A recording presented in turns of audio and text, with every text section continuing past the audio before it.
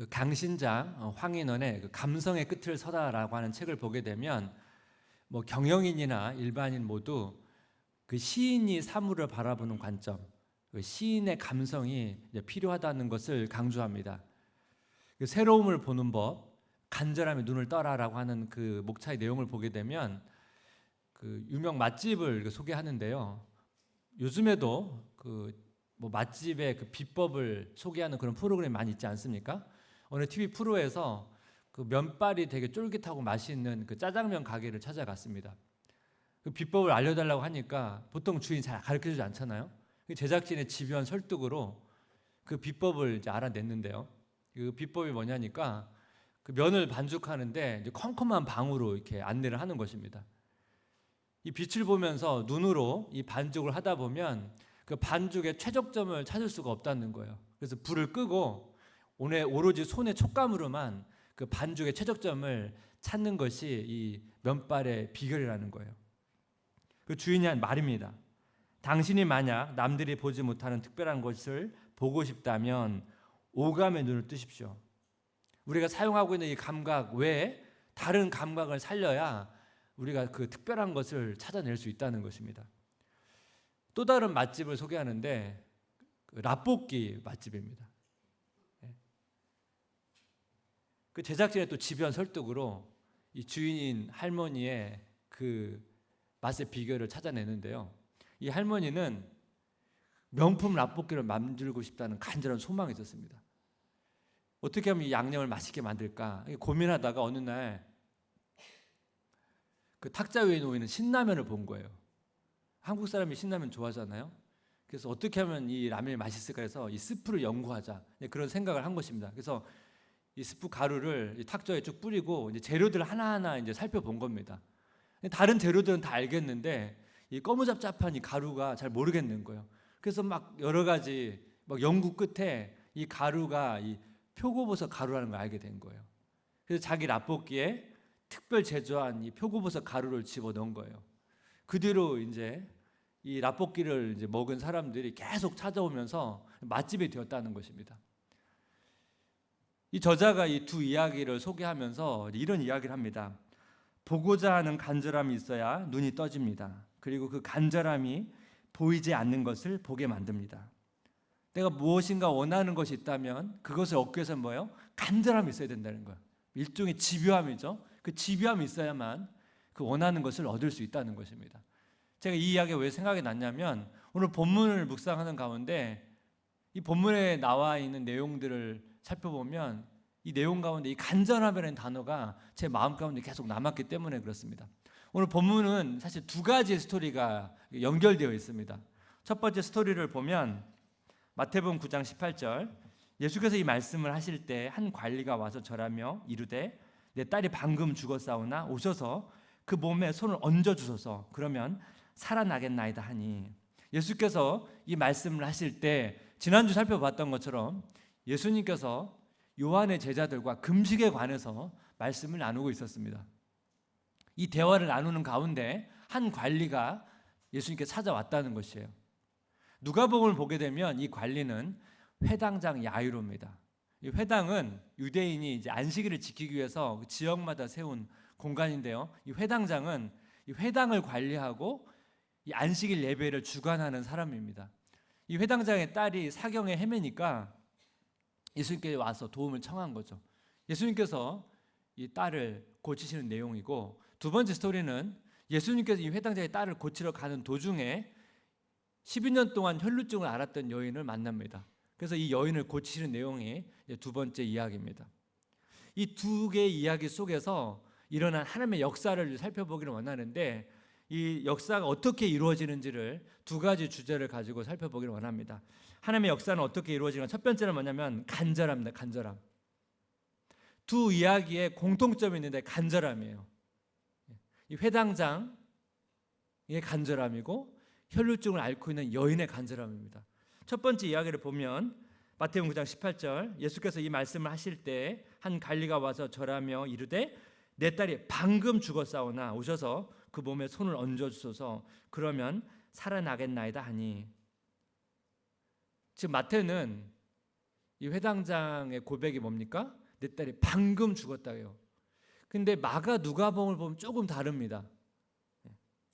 마가복음 누가복음을 보게 되면 회당장이 예수님을 찾아왔을 때 아직 딸이 죽지 않았거든요. 마가복음 5장 23절 35절 간곡히 구하여 이르되 내 어린 딸이 죽게 되었사오니 오셔서 그 위에 손을 얹으사 그로 구원을 받아 살게 하소서 하거늘.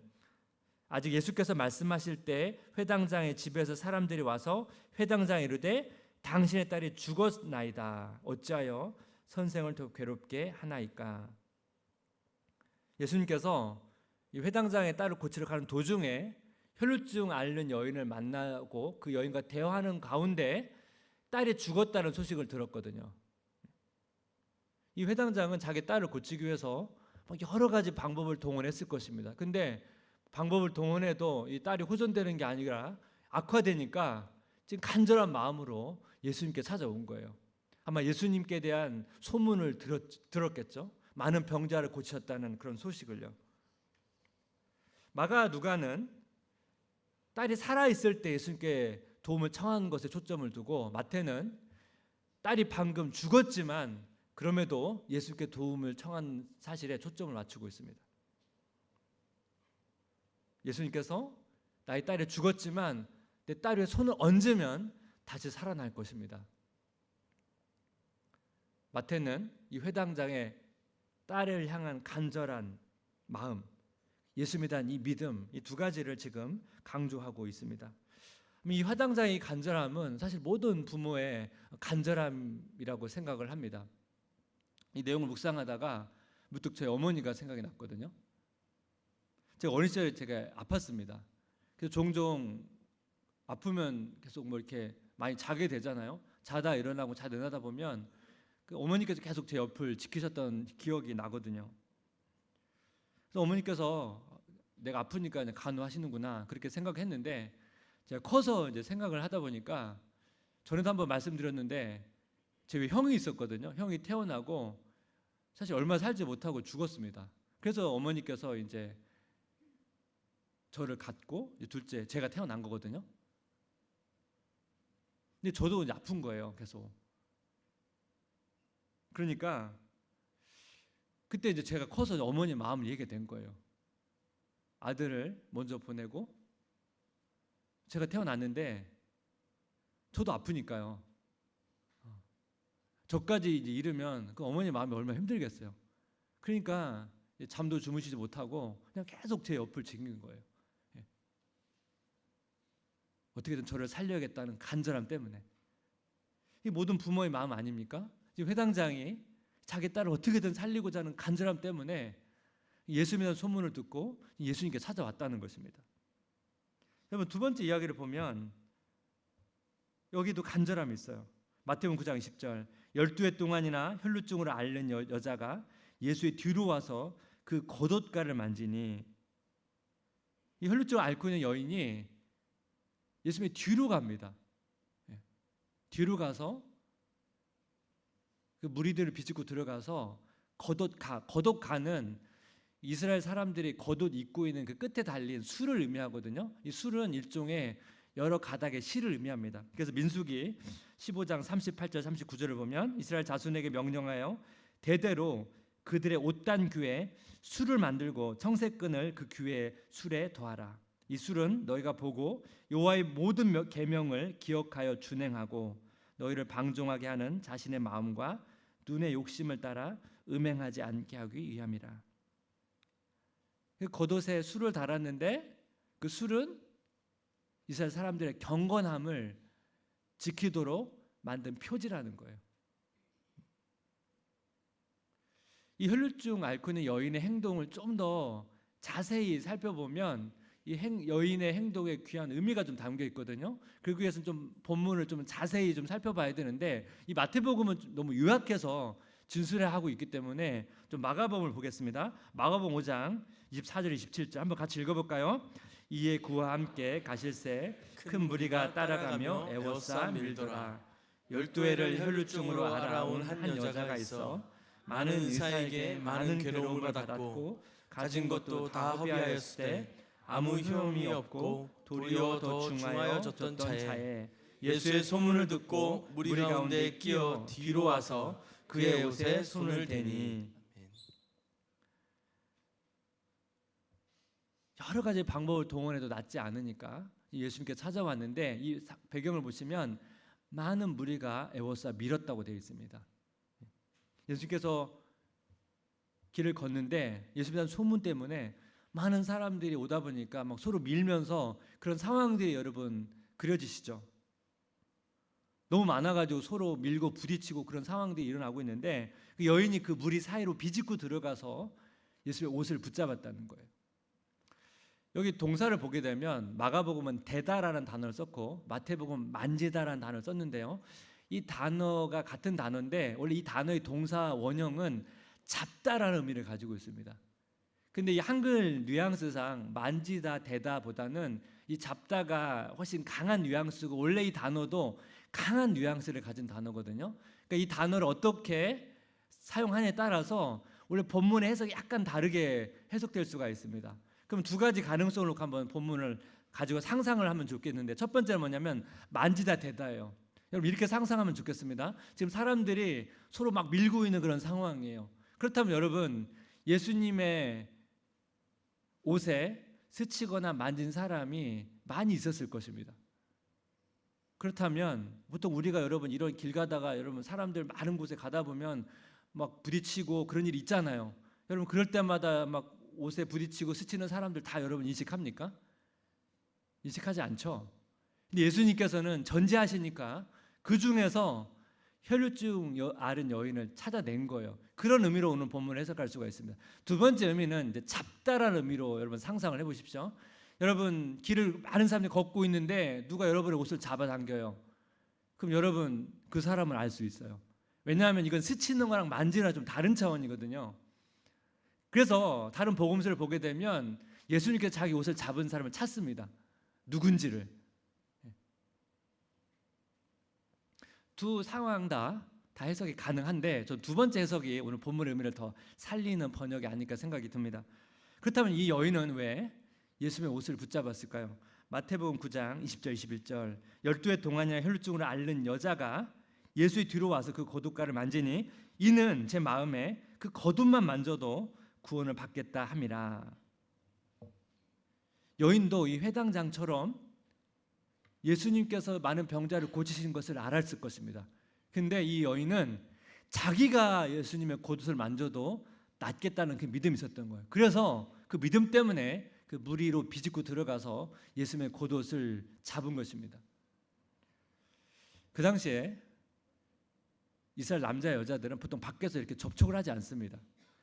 그 예루살렘에 가면 통곡의 벽이라는 곳이 있거든요. 기도하는 벽인데 지금도 남자 여자 구별합니다. 같이 함께 기도해야 하지 못하도록 구분해 놓거든요. 그러니까 지금 여자가 밖에서 남자의 옷을 붙잡는 것은 일반적인 행동은 아니에요. 또 게다가 이 여인은 혈루증을 앓고 있었거든요. 혈루증을 앓으면 율법상 부정한 사람입니다. 부정한 사람은 원래 다른 사람들과 격리돼야 되거든요.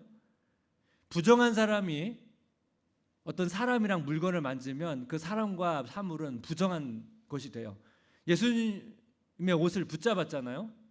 그럼 예수님이 부정한 사람이 되는 거거든요. 이 여인이 그런 상황을 알고도 예수님의 옷을 붙잡았다는 거예요. 그 정도로 이 여인은 간절한 마음으로 예수님께 나아간 것입니다. 여기서 중요한 포인트가 있어요. 여러분 이렇게 서로 막 에워싸서 밀고 있는 상황 속에서 예수님의 옷을 스치거나 만진 사람이 혈루증 앓고 있는 여인 외에도 있었을 거라고요. 그러면 다른 사람들, 예수님의 옷을 스치거나 만진 사람들은 그 중에 뭐 여러 가지 문제를 가지고 있는 사람도 있었을 거 아니에요? 그런 사람들은 어떻게 됐을까요? 성경에 나와 있지 않아서 몰라요. 그런데 암시를 주는 중요한 말씀이 있어요. 한번 같이 읽어보겠습니다. 마태복음 9장 22절 함께 읽겠습니다. 예수께서 돌이켜 그를 보시며 이르시되 따라 안심하라. 내 믿음이 너를 구원하였다 하시니 여자가 그 즉시 구원을 받으니라. 이 말씀이 무슨 의미입니까? 따라 네가 내 옷을 붙잡았기 때문에 네가 나은 게 아니고 내 믿음이 너를 낫게 했다는 거예요. 예수님에 대한 믿음 없이 예수님의 옷에 스치거나 예수님의 옷을 만진 사람들은 아무 일도 일어나지 않았습니다. 하지만 혈루증을 앓은 여인 외에도 이 예수님에 대한 믿음을 가지고 예수님의 옷을 스치거나 잡은 사람들은 치료되고 회복되었을 것입니다. 이것이 오늘날 우리에게 되게 중요한 의미를 가져요. 왜냐하면 예수님께서 지금 부활하셔가지고 예수님의 옷을 붙잡을 수가 없어요. 그런데 우리가 예수님에 대한 믿음을 가지고 예수님의 옷을 붙잡는 그 심정으로 나아가야면 된다는 거예요. 예수에 대한 믿음에는 예수님의 옷을 붙잡으려는 그런 간절한 마음이 그 믿음 안에 담겨 있다는 것입니다. 우리에게 이런 믿음이 필요하다는 거예요. 김남주 목사님의 기도 마스터라는 책을 보게 되면 이 기도에 있어서 굉장히 중요한 요소를 설명하는데 제가 읽어드릴게요. 기도의 제목이 어느 정도의 수준인지는 상관없습니다. 영적인 결핍에 대한 문제이든지 당장 살아가기 위한 물질의 필요이든지 괜찮습니다. 우리 진정한 문제는 엄연히 문제가 있음에도 불구하고 간절히 기도하지 않는 것입니다. 하나님 앞에 매달리지 않고 살아가는 것입니다. 우리에게 하나님을 향한 간절함이 없기에 기도해도 그 기도가 마음 깊은 곳을 파고들지 않는 것입니다. 우리가 어떠한 기도 제목을 한다든지 간절함이 필요하다는 거예요. 간절한 마음으로 예수님께 매달려야 된다는 것입니다. 성경을 보게 되면 이렇게 간절함으로 하나님을 또 예수님을 찾는 그런 내용들이 많은데요. 특히 시편에 보게 되면 이런 간절함을 잘 묘사합니다. 시편 63편 1절 하나님이여 주는 나의 하나님이시라 내가 간절히 주를 찾되 물이 없어 마르고 황폐한 땅에서 내 영혼이 주를 갈망하며 내 육체가 주를 앙모하나이다. 이 시편 기자가 얼마나 주를 갈망했던지 간절히 찾았던지 나누어의 표현을 내 영혼이 주를 찾는다고 말하고 또 그다음 뭐예요? 내 몸이 주님을 간절히 찾습니다. 그 정도로 뭐예요? 나의 전인격이 내가 주님을 간절히 찾습니다. 그런 고백을 담고 있지 않습니까? 근데 우리의 신앙을 돌아보면 사실 우리가 이렇게 간절함을 회복하면서 나아가는 것이 그렇게 쉽지는 않습니다. 왜 이렇게 어려울까요? 우리 현실이 녹록하지가 않아요. 그 폴 스티븐슨의 139라는 책을 보게 되면 현대인이 가지고 있는 권태감에 대한 내용을 설명하는데요. 제가 읽어드리겠습니다. 권태는 단순히 활동의 부재가 아니다. 바쁘면서 동시에 따분할 수 있다. 오히려 권태는 자극이 너무 없거나 너무 많을 때 발생한다. 끝날 줄 모르는 회의, 반복되는 서류 작업, 그리고 사무실 관료주의와의 갈등 때문에 우리는 권태에 빠진다. 권태는 무언가 변화를 일으킬 기회가 제한되거나 단조로운 일들에 파묻힐 때 생겨난다. 따분해진 직원들은 조직이 그들의 능력과 지식을 제대로 평가하고 사용하지 않는다고 느낀다. 그들은 사기에 꺾여 마음을 딴 데로 돌리거나 희망을 버린다. 권태는 우리를 일과 동료로부터 단절시키며 일하는 공간을 감옥처럼 느껴지게 만든다. 뭐 회사 일도 마찬가지고 뭐 집안일도 마찬가지고 우리에게 너무 자극이 없어도 너무 자극이 많아도 권태감이 온다는 거예요. 너무 자극이 없으면 무기력해지기 쉽고 너무 자극이 많으면 그 일에 파묻히다 보니까 우리가 어떻게 자기 자신의 살펴볼 그런 여유가 없다는 것입니다. 그래서 저자는 대안으로 안식과 이 간절함을 회복해야 된다는 것 두 가지를 이제 강조하는데요. 여러분 얼마나 지금 날씨가 덥고 또 비도 오고 굉장히 지치기 쉽고 무기력해지기 쉬운 그런 날씨잖아요. 이럴 때 어떻게 해요?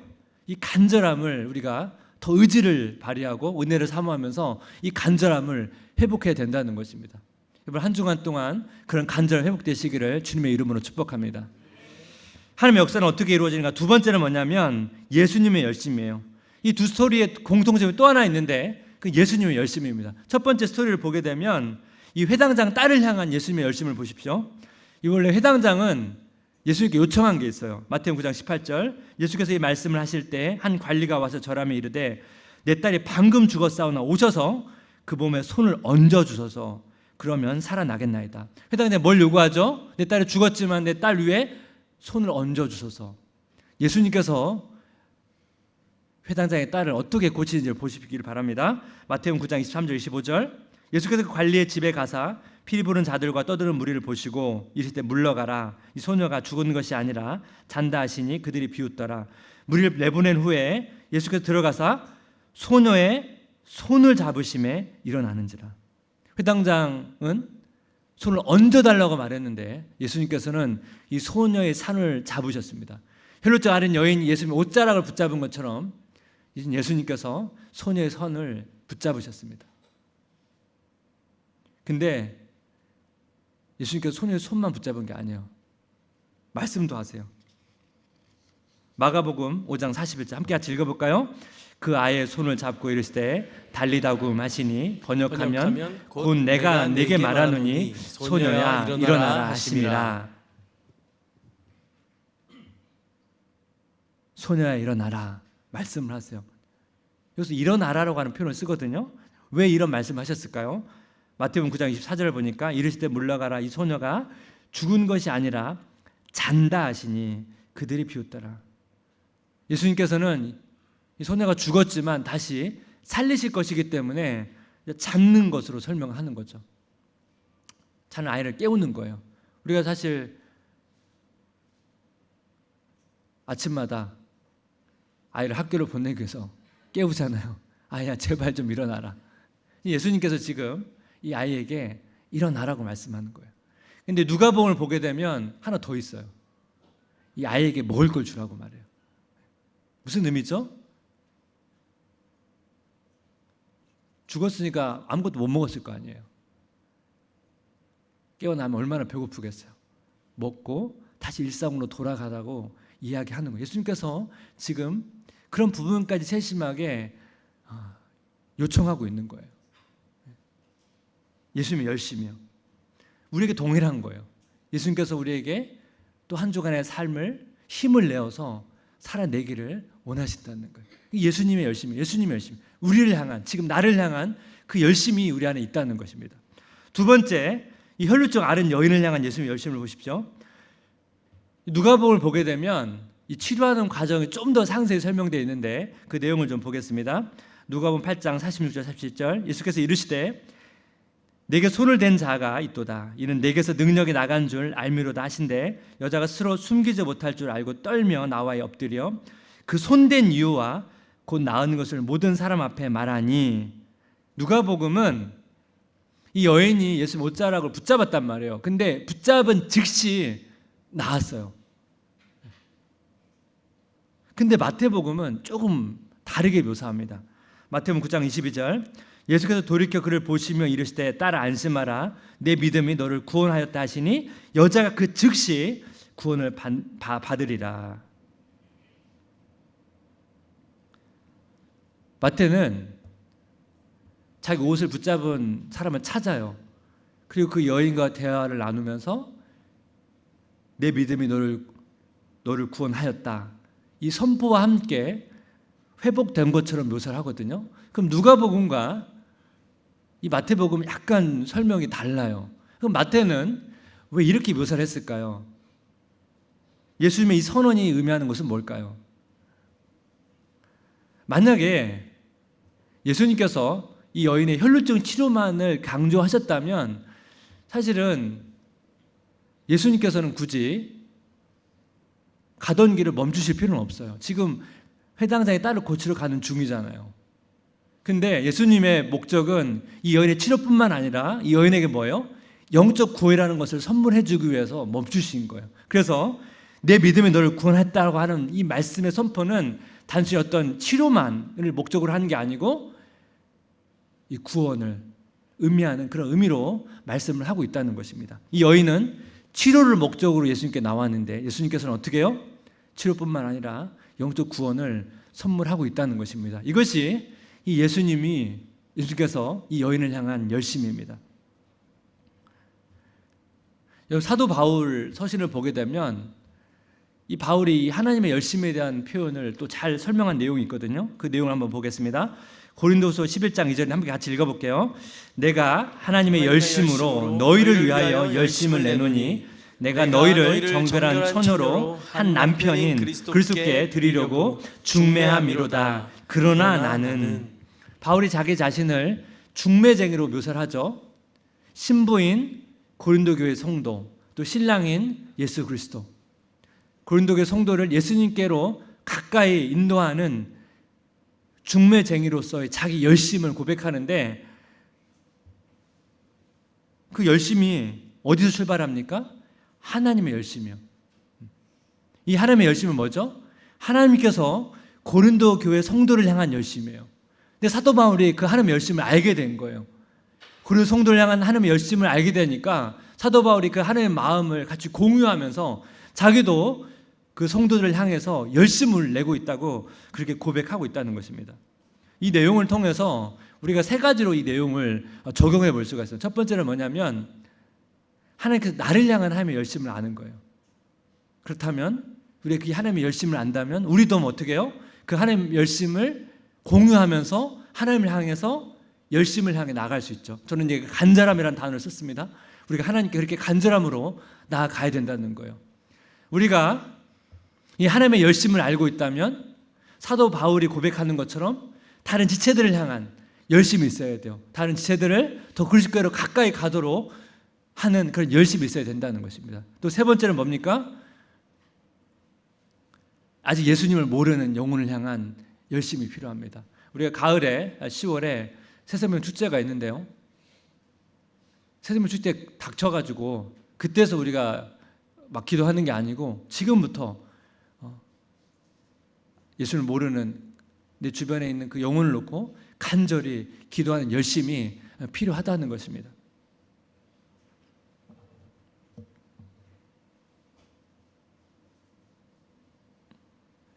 한 주간 동안 이 하나님의 열심을 한번 묵상해 보십시오. 그리고 그 하나님의 열심을 묵상하다 보면 이 사도 바울처럼 내 안에 하나님을 향한 간절함과 그런 열심이 회복될 것입니다.